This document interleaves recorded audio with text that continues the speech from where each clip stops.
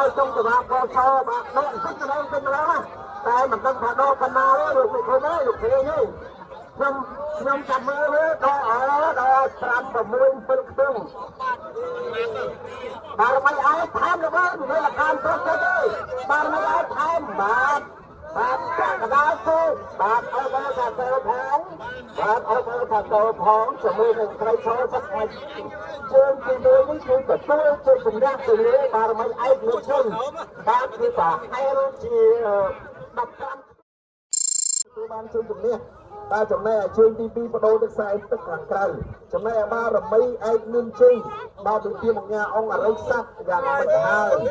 បាទបើមើលទៅតាមការផ្សាយទៅវិញសុខភាពចំណោះទោសសុខភាពល្អឯងនេះគ្នាមិនទៅហើយលោកមិនឃើញព្រេងលោកមិនឃើញព្រេងដកដង្ហើមមួយបាទដង្ហើមមួយគាត់ថាដល់20នេះបាទមិនអីតែគាត់សង្ឃឹមហើយហ្នឹង99តែអត់ទេមើលបើស៊ីនទៅចម្រាញ់មួយណាបាទមិនទៅជិតច្រើនទេ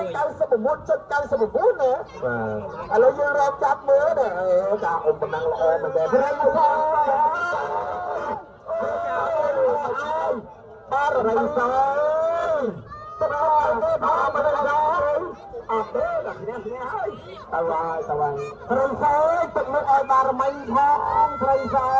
បាទតែម្ដងបាទ